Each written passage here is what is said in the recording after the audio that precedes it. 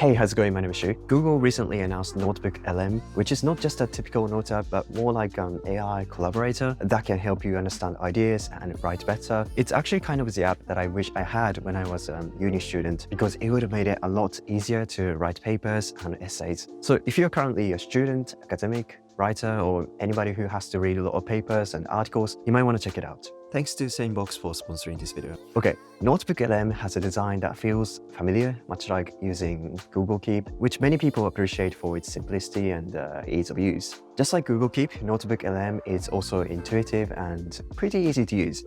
On the left side of the screen, you have your resources, and on the right, you have your notes and chat space with AI. It looks basic, but it's a pretty handy tool for processing lots of information and making sense of it. Imagine you have a bunch of different pieces of information from PDFs, Google Docs, or even just chunks of text from websites. The NotebookLM takes this mashup of info and helps you make sense of it all. Now, let's see some of the key features of NotebookLM. One is automatic content analysis.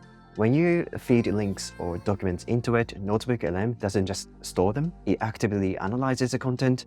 And this means it digs through all the text and gives you the gist of it in a more digestible form. For example, you can feed it a bunch of articles and it'll distill them into the key insights, saving you from doing this whole process manually. After analyzing the content, it will also suggest various topics you can explore. This works wonders when I'm brainstorming for content or want to learn something from different perspectives. Once I have a topic, I can further interact with NotebookLM to sort of flesh it out and broaden my perspective or dig into details. When you upload your own study materials or research documents, you'll be able to discuss it with NotebookLM. You can also ask it questions directly about the material you uploaded. And it's designed to stick to what it knows from those sources. This is one of the major differences between NotebookLM and other AI writing apps. It stays grounded in the documents you provide. This means it's not just pulling in information from the internet at large, but actually concentrating on the stuff you handed to it. Whether that's links to websites, your class notes, presentation slides, or a brainstorming document, NotebookLM takes that and organizes them for you. So in that sense, it's like your resource library with AI. Let's say you got a lot of notes and articles for a project. It can tidy them up into structured documents like study guides or project outlines. And here's a cool part. You can tell it exactly what to do. If you need those notes turned into an email newsletter or script outline, just type out your command and NotebookLM will start organizing your information into the format you need. It's kind of nice to have an extra pair of hands like this that helps you sort your thoughts and notes into neat piles you can use instantly. And if you want to keep the responses, you can click the pin icon and save it as a note so you can see them anytime later. Using NotebookLM feels a bit more reliable. It's designed to be upfront when it doesn't have enough information to answer something, which helps ensure things stay accurate. Plus, it won't just give you any answer. It'll provide responses with citations from your own document, so you can see where it got its information from. Also, if you're looking for quick insights from long documents or need to find a specific passage without spending hours going through every page, NotebookLM is great for that because you can just ask it to find the info for you, and then it might even suggest follow-up questions to help you dig deeper into the topic. I like to think of it as a tool that lets me switch gears quickly between reading, asking, and writing without breaking my flow. It's perfect for collaboration too, since you can share these notebooks with other people, which could be super handy for group projects or study sessions. And if you're a teacher, it's a handy tool for prepping class resources like study guides or evaluating student work. Speaking of AI, one of its best applications is for organizing your email inbox. If you receive a lot of emails or have many unread messages, Sanebox is a must-have productivity tool. When you connect your email accounts to Sanebox, it uses AI to automatically analyze it and identify important and unimportant emails, and moves unimportant ones to a folder called Sane Later.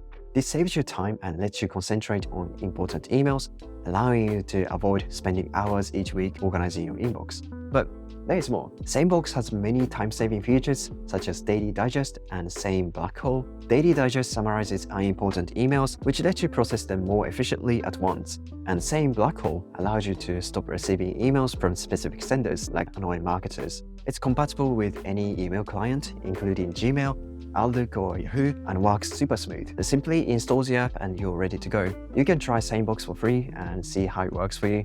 you don't even have to register your credit card. You can try it from the QR code on the screen or from sanebox.com/Xiaomi and also get $25 credit. Okay, back to NotebookLM. When I was testing this app, I was kind of struggling to figure out where it sits in my workflow. It's not really a note-taking app, nor a writing app, but it's more like a research companion. So here's how I ended up using it. First up, I gather all the pieces I need. That could be academic papers, URLs, articles, reports, and so on. I upload these into NotebookLM, and this step is pretty straightforward. Then I kind of go through each resource and see if there's any interesting topic. But if you're a student, academic, or writer, you might already have a topic in mind. In that case, you can just start by talking to the AI for information you need and collect insights you need for your writing. I also often create my own notes for additional insights or motivations. NotebookLM only works with enough information, so adding my own notes was crucial.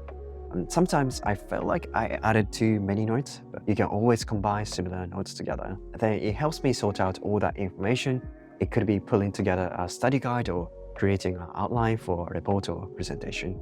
Once you have an outline and enough resources, you can move to your writing app like Google Docs or Microsoft Word and start writing. Why do you write? There might be some research gaps or insights you might want to add.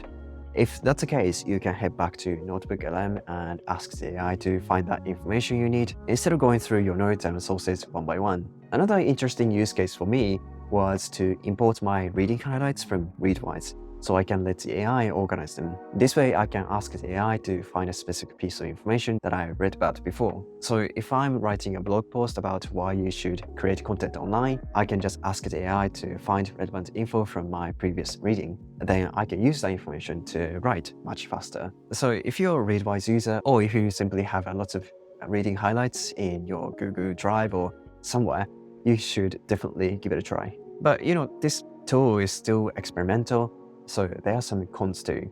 For starters, it's only available in the US for users who are 18 and older.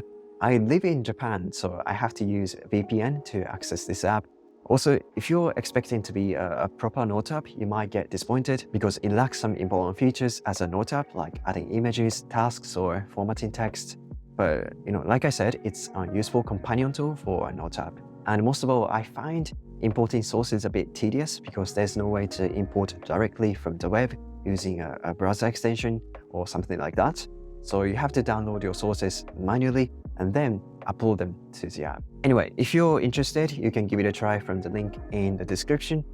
It's free at the moment, and even if you don't live in the US, you can use it if you have a VPN. If you don't have a VPN already, I wouldn't say it's worthwhile to get one just to try this app, but if you're curious, it's a good way to find out. All right, thank you so much for watching, and I will see you in the next one. Bye.